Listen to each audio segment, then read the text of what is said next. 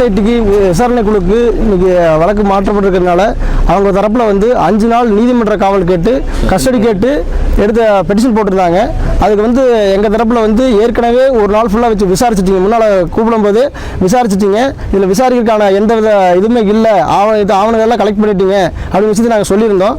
அவங்க தரப்பில் என்ன சொல்கிறாங்கன்னா, இது வந்து மேலும் நாங்கள் எஸ்ஐடி புதுசாக மாறி இருக்கிறதுனால நாங்கள் விசாரிக்கிறோம். முன்னதிகாரிகள்லாம் விசாரிச்சது நான் எங்கள் தரப்பில் கேட்டது, முன்னதிகாரிகள்லாம் விசாரிச்சு உங்கள்கிட்ட டாக்குமெண்ட் சப்மிட் பண்ணியிருப்பாங்கல்ல, அது என்ன பண்ணேன்னு சொல்லி கேட்டோம். ஆனால் அவங்க வந்து அதெல்லாம் எதுவும் பொருட்படுத்தாமல் மேலும் எங்களுக்கு 5 நாள் தேவைப்படுது, எங்களுக்கு வந்து சிசிடிவி கேமரா இது சம்மந்தமாக விசாரிக்க வேண்டியிருக்குன்னு சொல்லி சொன்னாங்க. எங்கள் தரப்பு ஸ்ட்ராங்கான அப்ஜெக்ஷன் சொன்னோம். மேலும் எங்களை உச்சநீதிமன்றத்தில் வழக்கு நிலுவையில் இருக்கிற விஷயத்தையும் எடுத்து சொன்னோம். இருந்த போதிலும் அதாவது இந்த இருக்கிற சூழ்நிலையில் ஒரு 2 நாள் கேட்டு அனுமதி கொடுத்துருக்காரு. 2 நாள் கொடுத்து கஸ்டடி கொடுத்துருக்காரு, அது எடுத்திருக்காங்க. மேலும் வந்து சட்டத்தில் நீதிமன்றத்தில் மூலமா நாங்கள் என்ன சந்திக்கணும் தயாராக இருக்கிறோம்.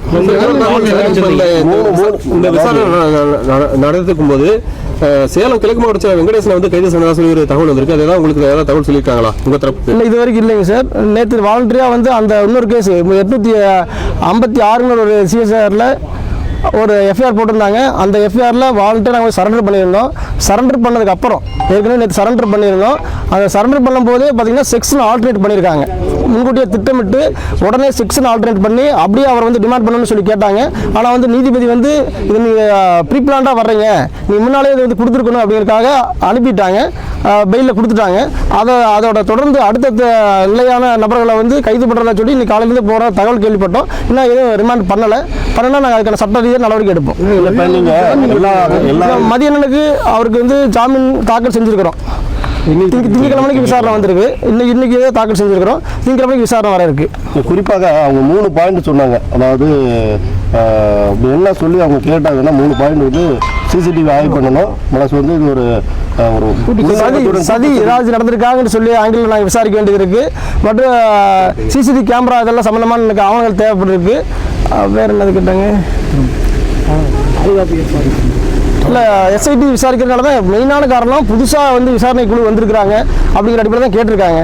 அதை வந்து நாங்கள் முழுசாக இது பண்ணியிருக்கிறோம், அப்ஜெக்ஷன் கொடுத்துருக்குறோம். அதை வாங்கிட்டு 2 நாள் கொடுத்துருக்காங்க.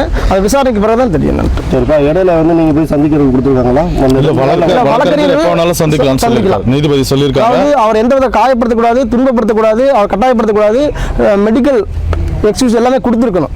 மெடிக்கலில் வந்து இப்போ அவர் டேப்லெட் சாப்பிட்டுருக்காரு, அதுக்கான ப்ரிஃபரன்ஸ் பண்ணி கொடுக்கணும். இடையில மருத்துவமனைக்கு போகணும்னு சொன்னார்னா உடனே அனுமதிக்கணும் அப்படிங்கிற கண்டிஷன் கொடுத்துருக்காங்க. உறவினர்களோ வழக்கறிஞர்களோ இடையில சந்திக்கிறதுக்கான கண்டிஷனாக அவரோட ஆர்டர்லேயே போட்டிருக்காரு, மென்ஷன் பண்ணி கொடுத்துருக்காரு. என்ன மருந்து சாப்பிட்றாரு? எதுக்கு?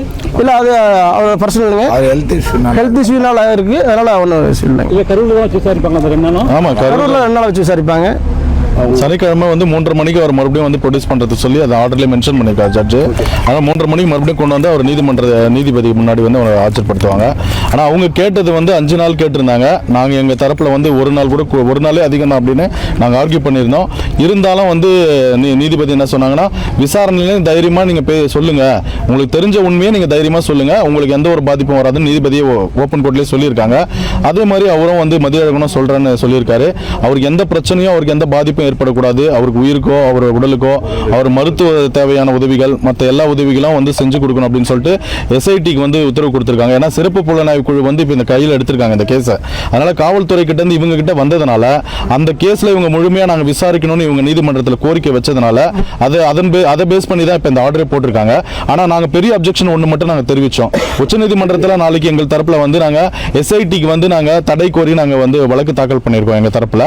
அதை நாங்கள் வந்து நீதிமன்றத்தில் சொல்லும் போது நாளைக்கு வர்றதுனால இன்னைக்கு நாங்கள் எதுவும் அதை முன்கூட்டியே நாங்கள் வந்து எடுத்துக்க முடியாது, அதனால நாங்கள் 2 நாள் மட்டும் நாங்கள் வந்து இதுக்கு பர்மிஷன் கொடுக்குறோம் விசாரணைக்கு. சனிக்கிழமை 3:30 மணிக்கு மறுபடியும் அவர் வந்து நல்ல நிலைமையில வந்து நீதிபதி முன்னாடி வந்து ப்ரொடியூஸ் பண்ணணும். அது வந்து வழக்கறிஞர்களும் அவர் குடும்பத்தினர் வந்து எந்த நேரத்தில் வேணாலும் சந்திக்கலாம், அதுக்கு தடை இல்லை அப்படின்னு நீதிபதி சொல்லியிருக்காங்க. என் பேர் வெற்றி செல்வன், வழக்கறிஞருங்க, சென்னை உயர் நீதிமன்றம். பிளே ஸ்டோர் மற்றும் ஆப் ஸ்டோரில் இருந்து பாலிமர் செயலியை QR கோடு மூலம் பதிவிறக்கம் செய்யுங்கள். செய்திகளை உடனுக்குடன் பெறுங்கள்.